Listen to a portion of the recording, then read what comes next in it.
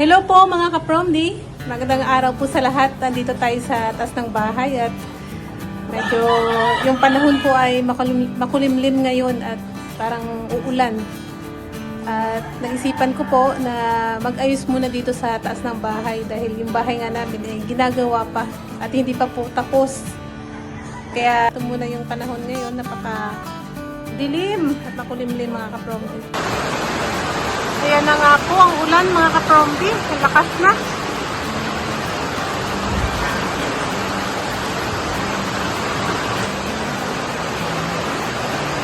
Patitilain ko muna ito bago tayo magawa dun sa kabilang kwarto. Ayan po mga ka-Promdi. Pinatila po muna natin yung ulan bago tayo mag-start dito. Para po maliwanag at maaliwalas tingnan. Kung ano lang po yung kaya natin, yun lang po yung gagawin natin mga ka-Promdi. Kasunod na araw naman yung iba pag may time po tayo.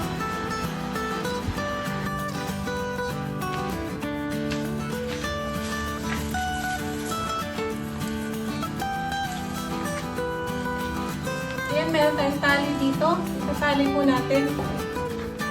Kahoy po kayo dyan mga ka-Promdi. Marami tayong panggatong dito.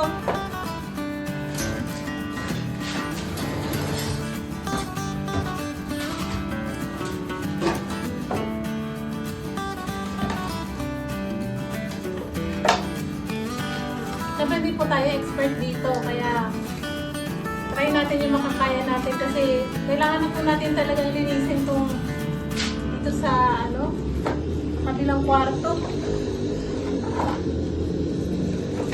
Marami na pong naibentang kahoy dito mga ka-Promdi. Bibili naman nila.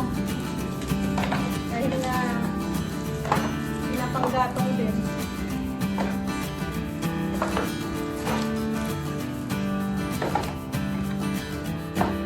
Yung iba naman po ay ginamit din sa pagpagawa ng bahay. Para mas pulido po yung dito, yung diba? Maluwag nga lang.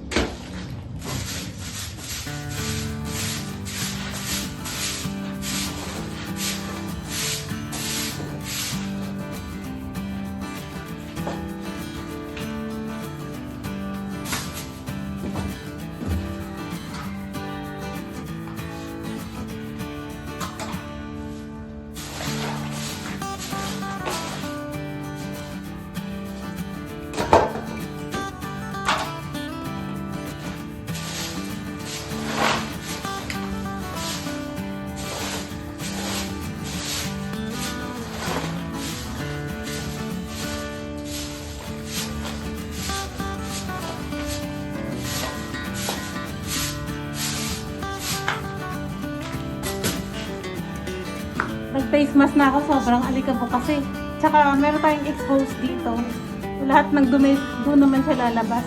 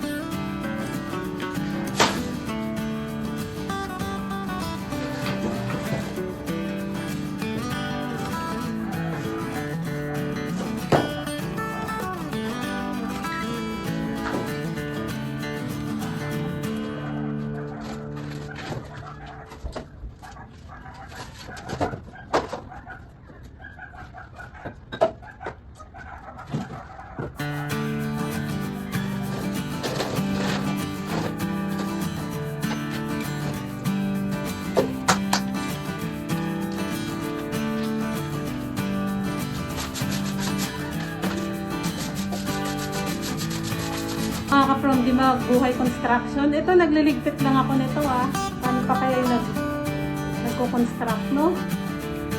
Kaya saludo ako sa trabaho nila.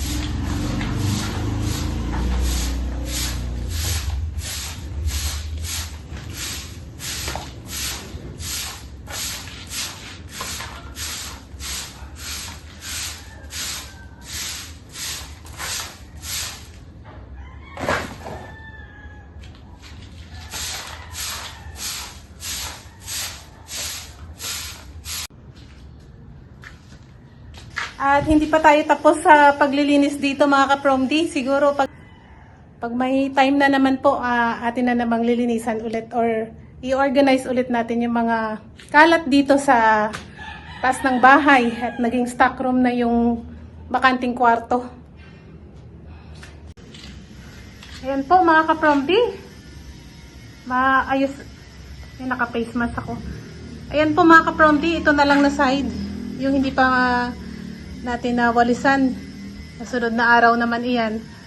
Ito naman ay nawalisan na yung sulok niyan. Para mawala po yung alikabok. At yung mga durug-durug po na semento.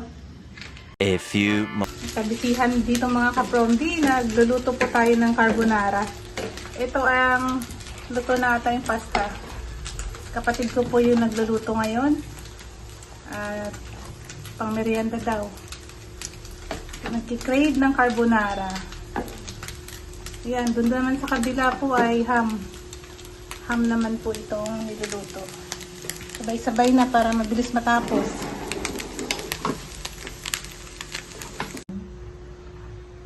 Ayan po, naglalagay tayo ng Nestle cream at nilagay na rin po natin yung carbonara sauce dito sa may ham. Paghalo-haluin lang po natin yan. Ayan. Sarap na naman yung merienda natin. Ayan, nilagyan po natin ng ibak milk.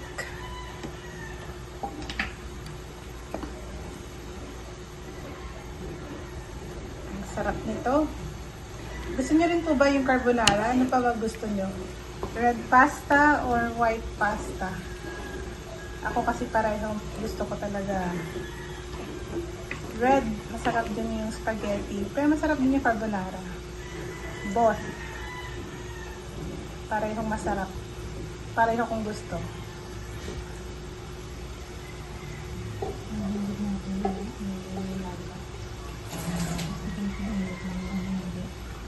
Tikman mo nga. Di pa? Tikman ko mga kapromdi.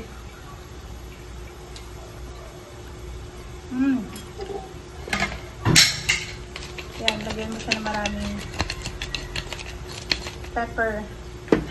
Masarap sana ito may konting basil mga kapromdi. Kaso yung basil ko natanim, hindi namatay. Hindi tayo makapagtanim ng basil ngayon.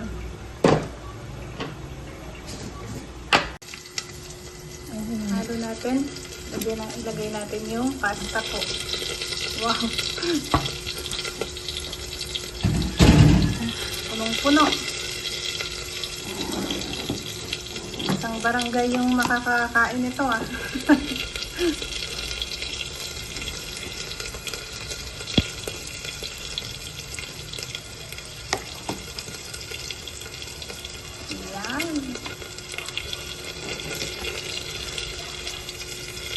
Mas okay na po magluto kaysa mag-order tayo sa labas mga kapromdi. Mas marami kasi tayong magagawa. At tansya po natin yung lasa. Ang carbonara naman wala naman talaga tong basil. Pero mas gusto ko may konti siyang basil na amoy. Mas masarap po siya mga kapromdi. Kaso wala po tayong basil ngayon.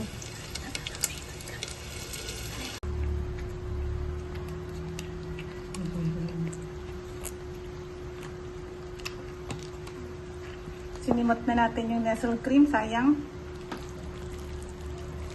At yan. Luto na itong ating carbonara. Creamy carbonara.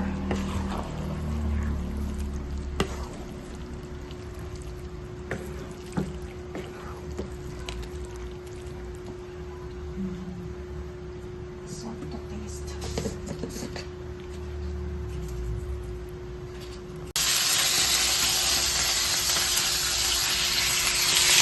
Naman po ay chicken breast. Ayan, itatoppings natin din sa carbonara natin mamaya. Ayan, ating nilagyan po natin ng toppings. Ito na chicken breast mga kapromdi.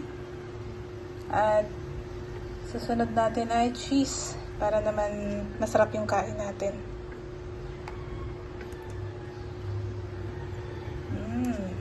Carbonara.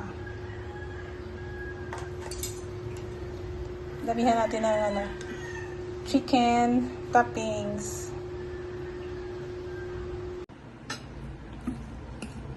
Kain po tayo mga kapromdi. Ito ating carbonara. Dami ko pong inayos na kahoy dun sa taas. Buti at medyo umaliwalas na doon. Nagagamit po natin yung mga kahoy na yun mga kapromdi. Inayos ko lang.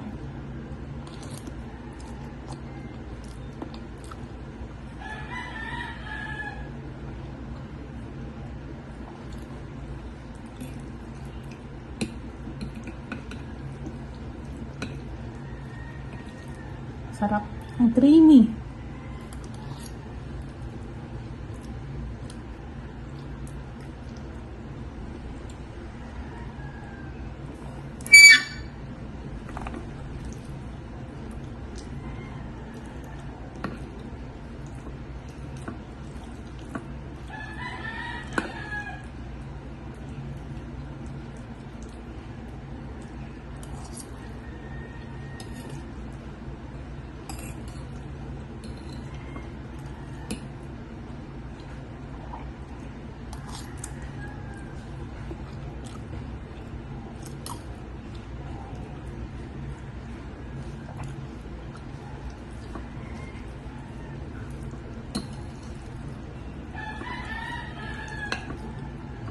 Ang sarap ng combination ng yung chicken breast.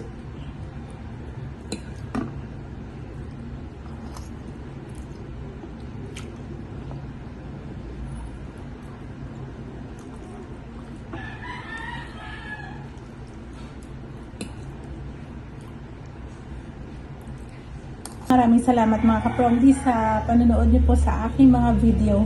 Kita po tayo next time. Bye-bye po.